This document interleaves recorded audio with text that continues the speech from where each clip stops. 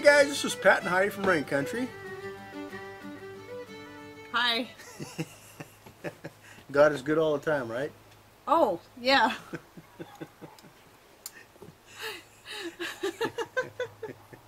So today we wanted to talk about tips and tricks on solar usage. There's been several questions out there about our solar setup, and a lot of people are thinking about getting into it.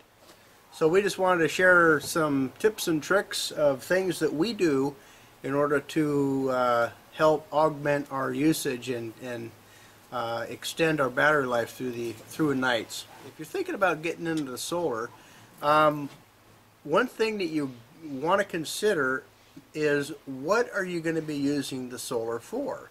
Well, obviously you're going to be using it for generating power, but what are you going to drive with that electricity? Everybody's energy use is different. Some people live off grid, some people live on grid, and you want to augment their existing commercial power with solar power. There are some people who are grid tied, some people are off independent of the grid, and that's us. We are not grid tied. So how do you design your system? What kind of criteria do you need to pursue? What kind of things you need to look into before you invest in some solar? Keep in mind, when you want to go into solar, you want a system that is expandable, something that you can add on to, something you can continue to build on. Because when it comes right down to it, there's nothing cheap about solar. When we were getting into solar, it was a lot more expensive than it is now. It seems like it's coming down in price, but Yeah.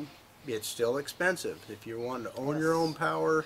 And the reason why we got solar was to help us with independence, and basically we look at solar and some of the things that we're doing around here as an investment for our retirement years. So one thing you want to consider is what you're powering. So are you powering your laptop? Are you powering your range? Are you powering AC with that?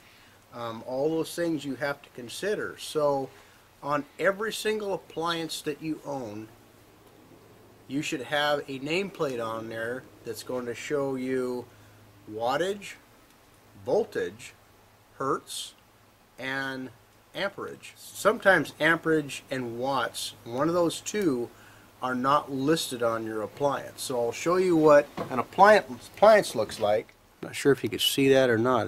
It's kind of bright. But anyways, on here you have 120 volts, 60 hertz, 200 watts maximum. And of course it will show you the model and make of the appliance itself and who the manufacturer is. Well, sometimes if you want to know what the current draw is, and you're trying to design your circuitry and different things, because you need different wire size for different amperage draws. So in this particular situation, we have an appliance that it's drawing 200 watts at 120 volts. Well, in order to get my amperage, I want to divide the 200 by the 120 in order to get, I think it's 1.6 watts or 1.6 amps. So that's 1.67 amps of current. And if you want to get wattage, you would multiply your amperage times your wattage, and that would give you your watt hours. Okay, so that's just one appliance. Now, how often do you use this appliance? How often do you use a light? How often do you use that hot plate or some of these other devices? Well, a real handy item to get is, this is called a little kilowatt. It's just a little meter that you will plug into the wall, or plug into whatever circuit that you're using for, even using this for a solar circuit that you install. If you want to continuously monitor to see what let's say you're just running your computer equipment or entertainment system, how much load or how much draw are you putting on your system with that particular appliance. Refrigerators aren't running 24/7, but how often is that refrigerator kicking on, kicking off? Same thing with your chest freezer or your wash machine. Those things aren't running 24/7. Do you do 6 loads of laundry a day, or do you do 6 loads of laundry a month? All those things have to be factored in solar powered system that you're going to design. This particular device is just it's a little meter that you stick into the wall, and it will record in a 24-hour period how many kilowatts that you've used during that time frame. And also this particular device will show you, this is a fairly old one, but they have new ones on the market that do the same thing. This one will show you how many volts that your outlet is actually producing. Is it producing 110 volts? Is it 120 volts? This will also show you the amp draw. So let's say I have this appliance plugged into this, and this is plugged into the wall, and I turn this appliance on. It is going to show me, if I push the amperage button, how many amps that this device is drawing when it's in the on position. It'll also show you the kilowatt hours for the time it's been plugged into the wall. So you want to just go ahead and, let's say I plug this in at 1420 or 2:20 p.m. I can mark that down, and I can go back and see how much energy I've used within a certain time frame. If you're designing a system, this is a real neat device to purchase in order to see what your energy usage is. If you're thinking about going in and using solar, one thing that we've learned is that you try to utilize that solar power during peak collection times. And so like right now, our peak collection time, we have topped off batteries at, let's say, 10 o'clock on a good day, when it's full sun. At that time, I can go out and run shop tools, I can run grinders, I can run table saws, I can run air compressors, I can run all that kind of stuff during peak hours, and it won't affect our battery storage. So, night, yeah. Right. And so when I need to be cognizant of what times that I'm using high energy drawing equipment such as that. Anything with a motor, anything with a heater element are going to be your big consumers for power.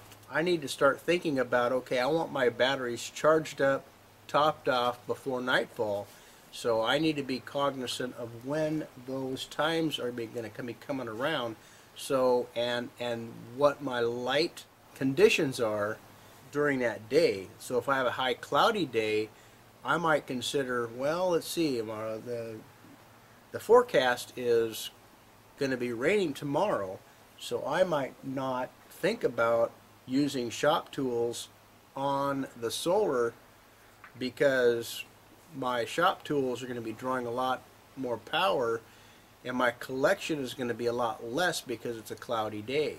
So during a day like today, where it's really really sunny out, we have maximum collection. Yep. I can run power tools clear up till probably 4 or 5 o'clock in the afternoon. Because we are in the fall right now. We're September right now, so we still have sunny days and great collection and full sun, and so I can run tools clear up till early evening and still top off the batteries to make it clear through the night. So vacuum cleaners, things like that use a lot of power, use those around 9, 10 o'clock or any time during those peak hour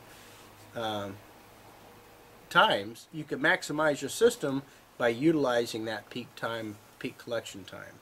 And that goes, for anything that you're going to do, like he said, that's going to have a motor or an element. So for me, what makes the most sense as far as laundry goes is I can run our washing machine pretty much year-round on our solar power, but I always do it in the morning. Now in the summertime I can start it, even now in the fall I can start it before the sun even starts hitting the solar panels, because usually we have enough of a power left in the battery bank for me to get it going, and then it's going to get topped off right away as soon as the sun starts hitting the solar panels. Now even on cloudy days, some people may not know this, you're still going to collect solar power. It's obviously just not going to be as much. So again, you have to kind of be aware and always be checking your meters to see how much collection you're getting, to kind of establish, let's see, can I skip, let's say it's one of those days where it's dark and it's rainy, can I skip vacuuming the carpets today and wait for a day where I've got a little bit more solar power so I can conserve the power in the battery banks for things that are more necessary, such as running the freezers and running the refrigerator and keeping the modem active, because our modem is year-round on our solar power. So the things that we try to run year-round on our solar power is our modem, our washing machine, our freezers, and our refrigerator. And so then the things that draw the most electricity, those are the things that we either only use at peak hours, or they get switched over or not used at all during the dark months of the year, or just, you know, when we're not getting any power, you know, because it's been cloudy and rainy for days on end. So when you're setting up your solar arrays, your solar panels, just because it says 280 watt panel does not mean it's going to collect 280 watts. That's under peak conditions, under direct sunlight, and you know that's just optimum collection situations. So when you're designing a solar system, it's really important to keep in mind your panel placement. In most applications, you're going to be holding those panels southern exposure, and so you can maximize your collection. Having solar tracking devices actually is the most efficient way of collection, but we just have things solid mounted on the roof. So some things to consider is, if you haven't seen our series on 5 ways to save, the last video we did was 5 ways to save electricity. This is going to apply to if you're using solar power or even wind power or any other type of power where you've got a battery bank that you're depending on. So you're going to want to practice all of these power saving methods that's, you know, in regard to electricity. So you might want to check that video out. I'll go ahead and link to it right up here. And also be sure to check the comments down below that video, because people are going to be interacting and putting in their electricity saving ideas, because these are going to be very important. If you're in a situation where you're reliant on how much wind, how much solar power you're collecting, and what your battery bank storage is and how long it's going to make it through the night, you're going to have to be more cognizant and careful about how you use your electricity, because it's not going to be a constant flow like you're going to get with public power. It's always there, except for when it's not, right? And the power, you got a massive power outage. So you got to be thinking about these things all throughout the day, and think about, what do I want to make sure I'm not going to lose power on during the night. It's important to keep those freezers and fridges running, right? There's going to be other things that may be more, even just as important to you, to keep running through the night. So you have to be very conscious of these things and learn how to save your electricity. So again, go check out that video to find tips and tricks of ways that you can save electricity that can really maximize your battery bank and your usage all the way around. Okay. Well, if you guys have any questions, leave in the comment section below. And any other topics like this that you would like us to talk about, go ahead and put those below, because we love getting ideas. It keep the ideas coming so that we can keep the videos coming out, because sometimes there's things we just take for granted and don't think to answer. So right, and a we really lot of appreciate things that. we kind of skip across the top of it. Right. And we, you know, And if you'd like us to go more in depth on, please Right. let us know.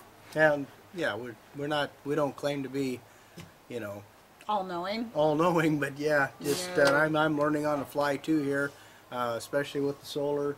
But we really enjoy what we're doing here, and we enjoy you guys coming in and checking us out and watching our stuff and sharing it. So thanks for watching, Take care. and God bless.